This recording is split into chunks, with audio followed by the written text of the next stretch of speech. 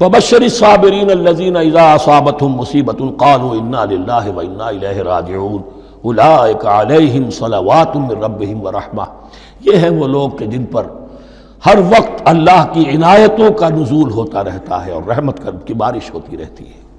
وَأُولَٰئِكَ هُمُ الْمُهْتَدُونَ، اور یہی لوگ ہیں ہدایت یافتہ جنہوں نے واقعتاً ہدایت کو اختیار کیا ہے۔ اور جو ایسے مرحلے پر ٹھٹک کر کھڑے رہ جائیں، پیچھے رہ جائیں، پیچھے بیٹھ جائیں، پیٹھ موڑ لیں، وہ گویا کہ ختم ہوا ان کا معاملہ۔ اب چونکہ اس معاملے میں بحث ہو گئی تھی خانہ کعبہ کی بھی، پھر اسی میں مقام ابراہیم کی بات آ گئی تھی، تو کچھ ذہنوں میں سوال پیدا ہوا کہ یہ جو حج کے مناسک میں صفا اور مروہ جو ہے یہ بھی تو آخر اسی کا تو ان کی کیا حقیقت ہے، کوئی حقیقت ہے یا نہیں؟ فرمایا ان الصفا والمروہ من شعائر اللہ، یہ بھی اللہ کے شاعر میں سے ہے۔ شاعر کسے کہتے ہیں؟ وہ چیز جو شعور بخشے۔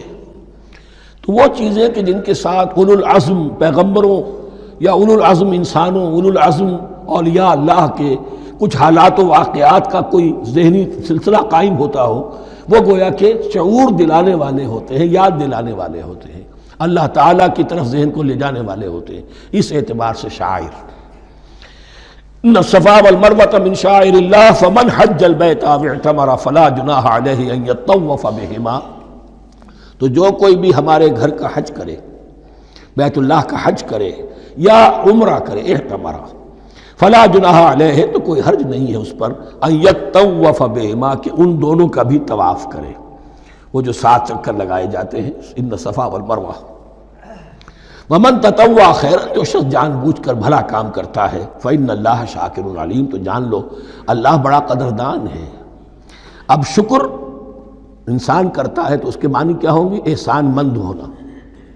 وہی شکر اللہ کرتا ہے شکور، اس کے کیا معنی ہوں گے؟ قدردانی۔ میرے بندے نے یہ کام کیا، میرے بندے نے میرے لیے یہ محنت کی، یہ قربانی دی۔ ان اللہ شاکر علیم، اور جانتا ہے، چاہے کسی اور کو پتہ نہ چلے، اسے تو معلوم ہے۔ اگر تم نے اللہ کی رضا جوئی کے لیے کسی کو کوئی مالی مدد دی ہے اس حال میں کہ جو کچھ داہنے ہاتھ نے دیا ہے بائیں کو بھی خبر نہیں ہونے دی، کجا یہ کہ کسی اور انسان کے سامنے اس کا تذکرہ ہو، تو اب یہ جو ہے اللہ کے تو علم میں ہے۔ اگر تو اللہ سے اجر و ثواب چاہتے ہو تو اس کا ڈنڈورا پیٹنے کی کوئی ضرورت نہیں، اور اگر تم نے لوگوں کو دکھانے کے لیے کیا تھا تو وہ تو شرک ہو گیا، لائبلٹی ہو گئی۔ ان الذین یکتمون ما انزلنا من البینات، اب یہاں پھر کچھ آخری یوں سمجھیے کہ یہ اب جس کو کہتے ہیں موپنگ اپ آپریشن، بات مضمون تو پورا ختم ہو گیا لیکن کچھ نہیں صحیح چیزیں ابھی ہیں سابقہ امت مسلمہ کے بارے میں کہنے کی، وہ مزید ایڈ کی جا رہی ہیں۔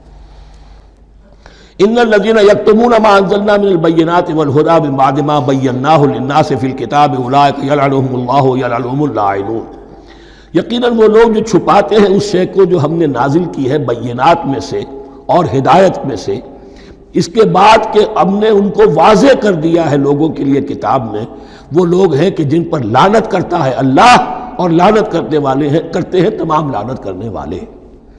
یعنی علم ایک بہت بڑی جو ہے امانت ہے، اس علم کا چھپانا، کتمان حق، ہم آیت پڑھ آئے ہیں وَمَنْ أَظْلَمُ مِمَّنْ يَكْتُمُ شَهَادَةً عِنْدَهُ مِنَ اللَّهِ، اگر اللہ کی طرف سے کوئی گواہی کسی کے پاس ہے اور وہ اسے چھپا لے تو اس سے بڑا ظالم کون ہوگا؟ اب انہی کی وضاحت ہو رہی ہے، کیسی کیسی کھلی شہادتیں تورات اور انجیل میں تھیں اور ان کو یہ چھپائے پھر رہے۔ ان الذین یکتمون ما انزلنا من البینات والہدی من بعد ما بیناہ للناس فی الکتاب اولئک یلعنهم اللہ ویلعنهم اللاعنون الا الذین تابوا واصلحوا وبینوا، سوائے ان کے کہ جو توبہ کریں، رجوع کریں اور اپنی اصلاح کر لیں اور اب واضح کریں وہ شے کہ جو انہوں نے چھپائی ہوئی تھی اسے ظاہر کریں۔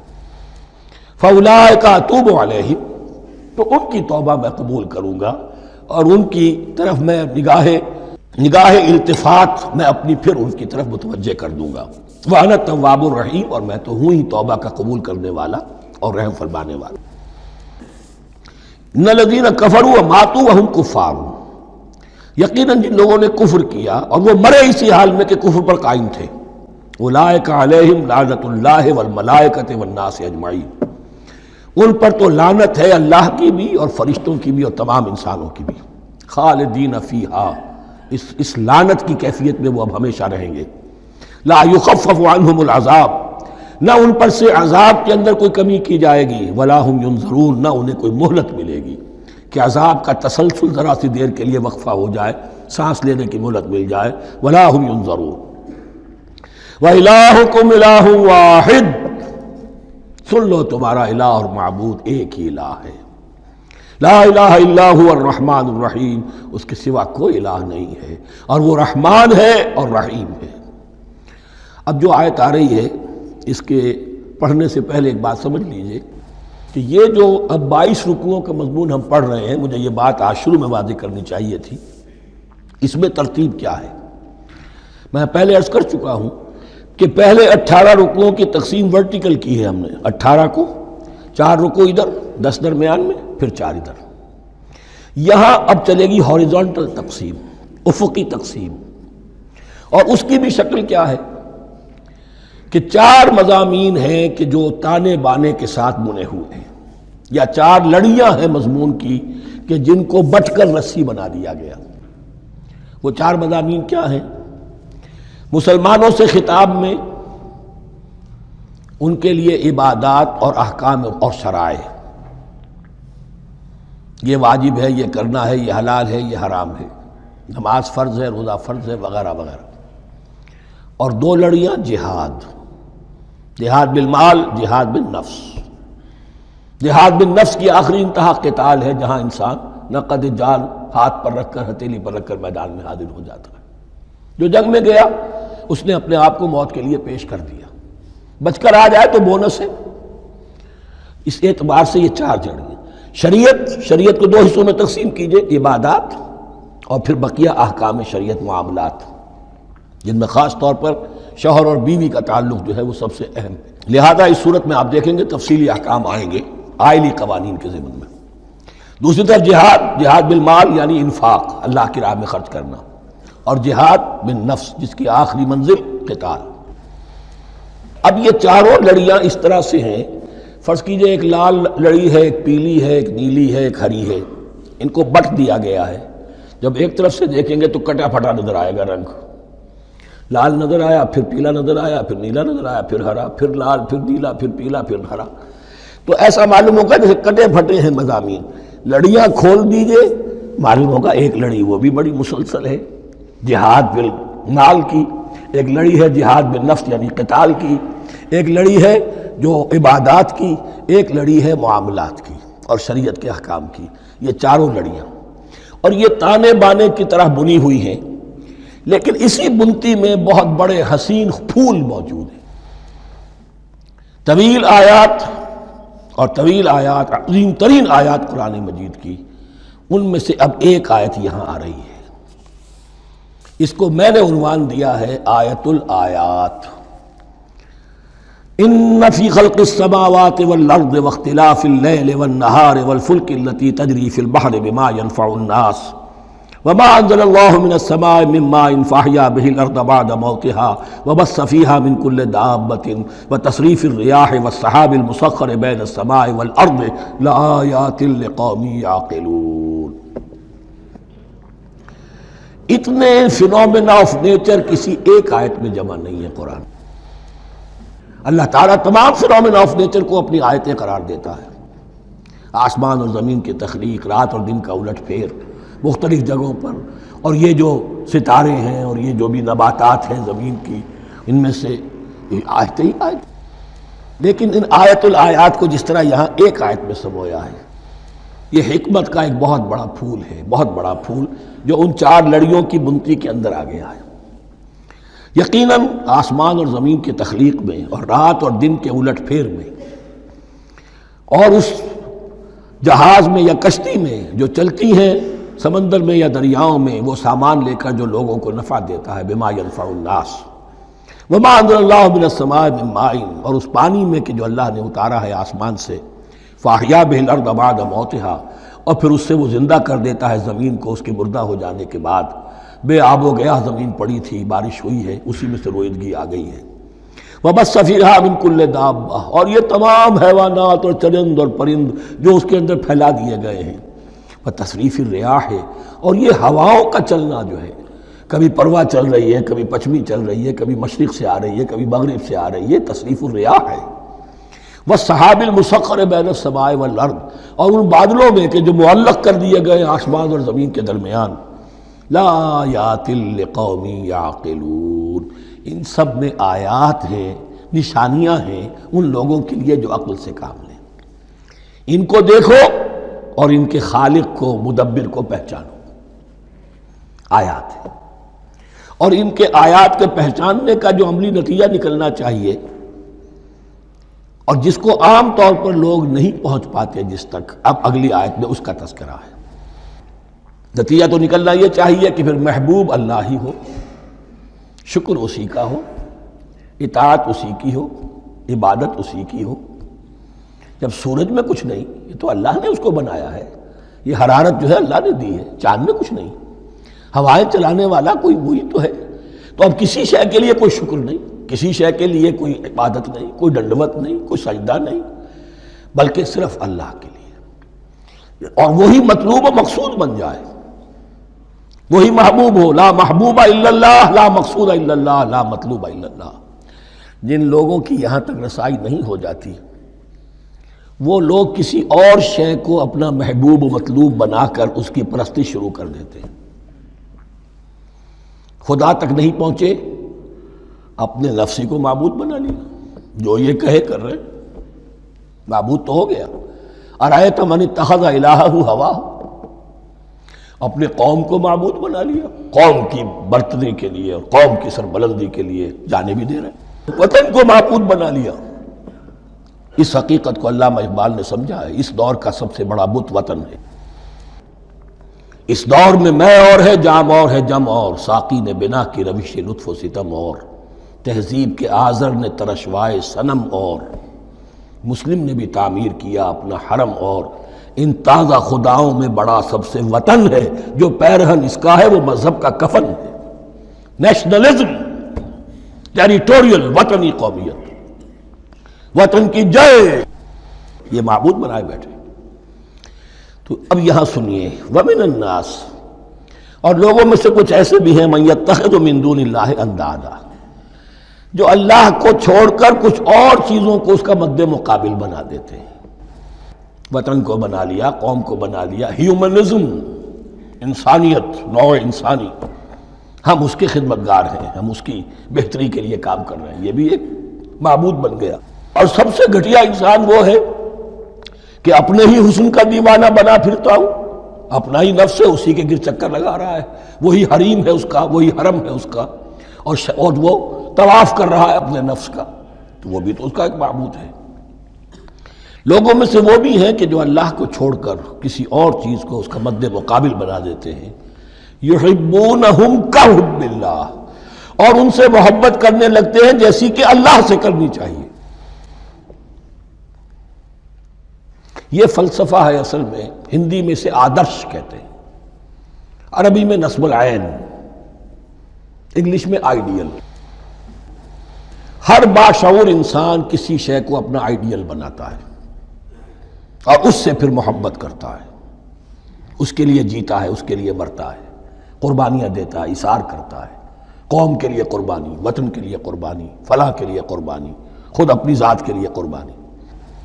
یحبونہ کحب اللہ، یہ سارے کام تو اللہ کے لیے کرنے کے تھے، جیو اللہ کے لیے، مرو اللہ کے لیے، محبت اس سے کرو۔ ان صلاتی و نسکی و محیای و مماتی للہ رب العالمین۔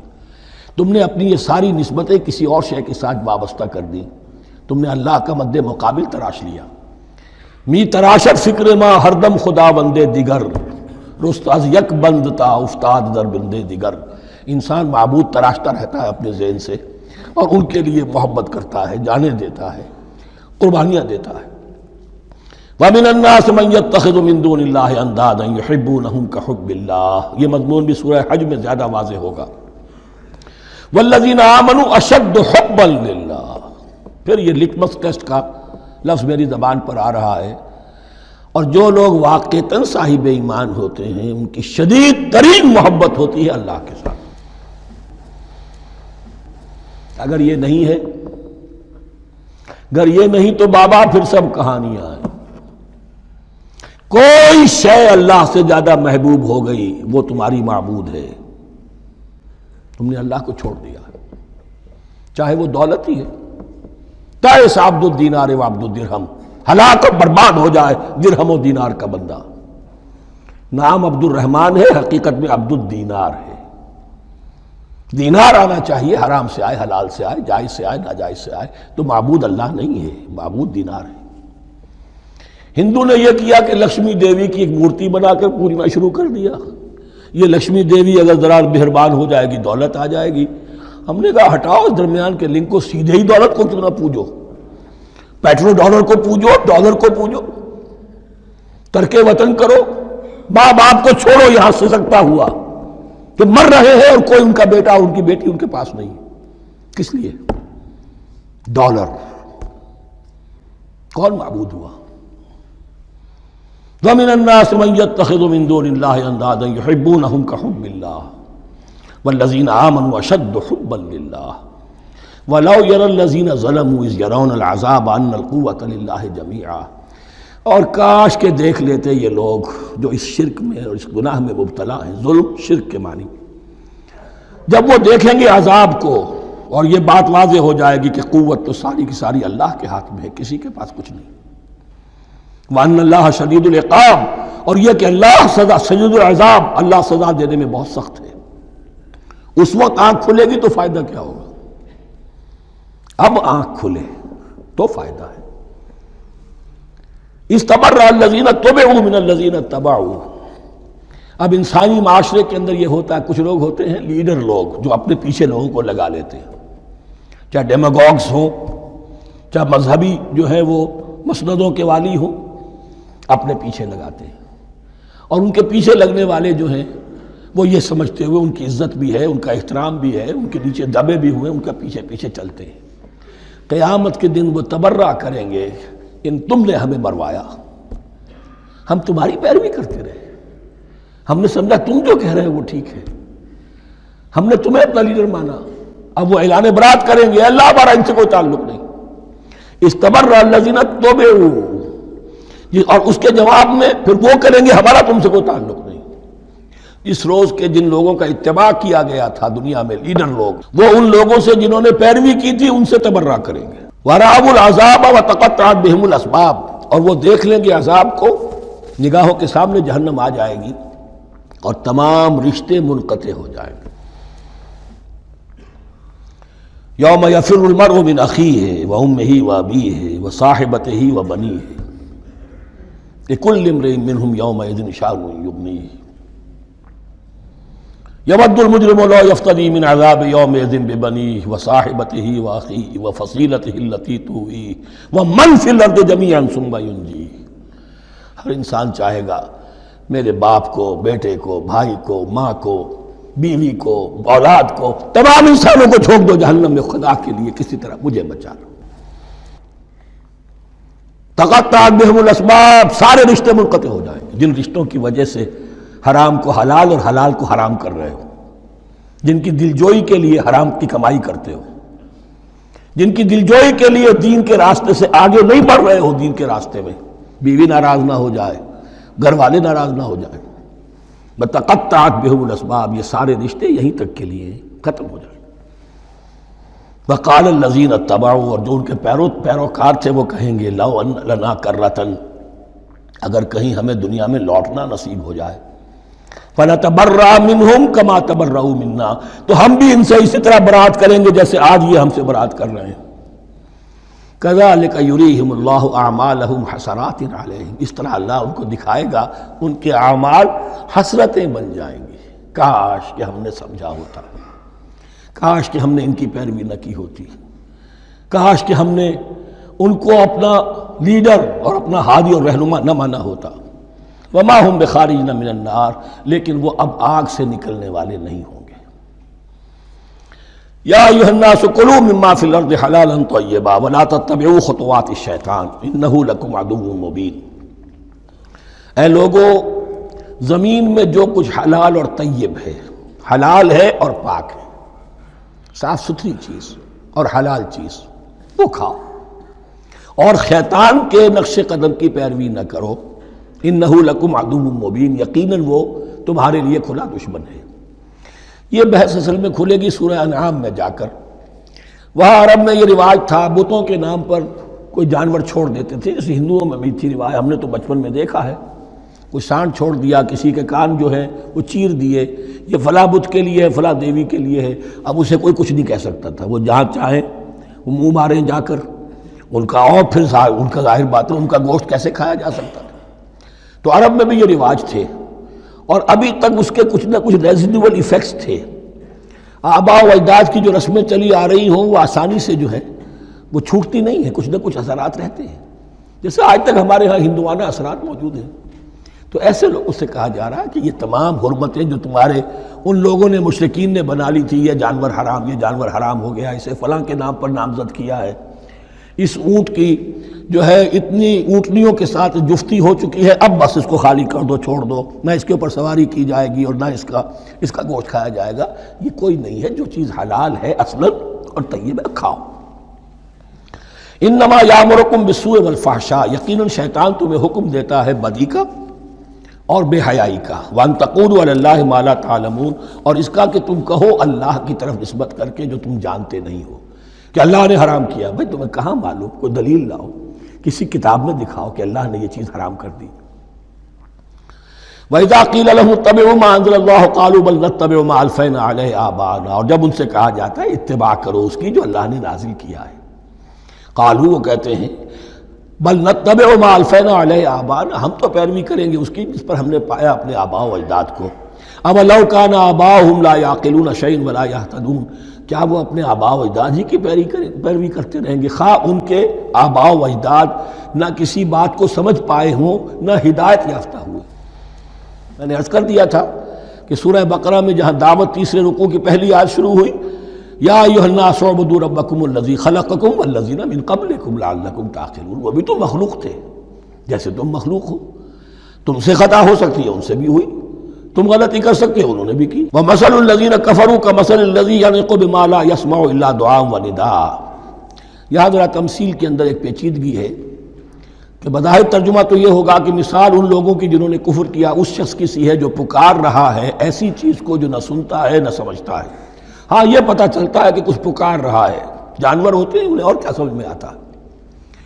تو یہاں پہ اصل میں تمثیل میں مراد یہ ہے کہ حضور صلی اللہ علیہ وسلم اور مسلمان ان لوگوں کو جو سمجھانے کی کوشش کر رہے ہیں ان میں سے کچھ ایسے بھی ہیں کہ جو کچھ نہیں سمجھتے، دعا اور ندا تو ہے، صم بکم عمی فہم لا یعقلون، لیکن وہ بہرے بھی ہیں، گونگے بھی ہیں، اندھے بھی ہیں، وہ عقل سے کام نہیں لیتے۔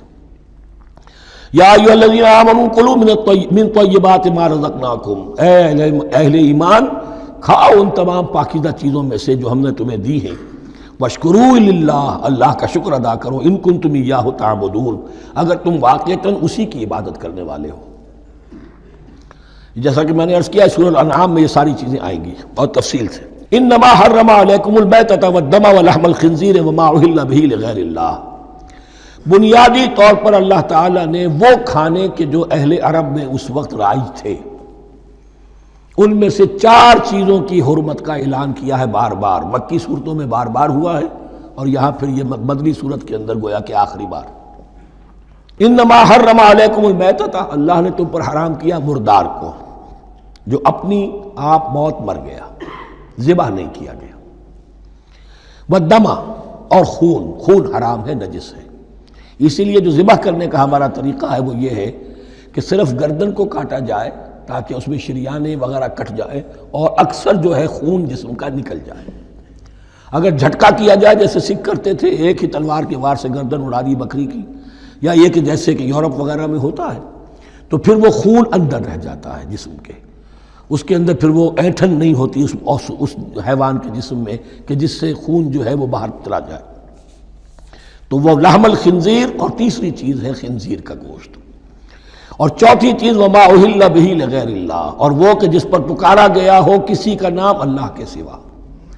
اب اس میں ایک چیز تو یہ ہے کہ جسی شے کو ذبح کرتے ہوئے کسی بت کا، کسی دیوی کا، کسی دیوتا کا تذکرہ کیا، وہ تو حرام مطلق ہو ہی گیا، اس کا گوشت کھانا حرام مطلق ہے۔ لیکن اسی کے تابع یہ ہوگا کسی بزرگ کا قرب حاصل کرنے کے لیے اس کے مزار پر لے جا کر وہاں ذبح کیا جا رہا ہے، پوچھیں گے تو ہم تو اللہ کے لیے ذبح کر رہے ہیں، تو اللہ کے لیے تو اپنے گھر میں بھی کر سکتے تھے ذبح، یہاں کیوں لائے ہو؟ اس کو تم نے کسی اعتبار سے اس صاحب قبر کا جو ہے اس کا تقرب حاصل کرنے کا ذریعہ بنایا۔ یہ چیزیں بھی اسی کی تابع ہو جائیں گی۔ اللہ کے لیے کرنا تو ہر جگہ کر سکتے ہو، ہم تو صرف ایصال ثواب کے لیے کر رہے ہیں، تو اپنے گھر میں بیٹھ کر کرو گے تو کیا ایصال ثواب نہیں ہو جائے گا؟ ٹھیک ہے اللہ، ہم یہ خرچ کر رہے ہیں، ہم نے یہ جانور ذبح کیا ہے تیرے لیے، اس کا ثواب جو ہے فلاں کو پہنچا دے۔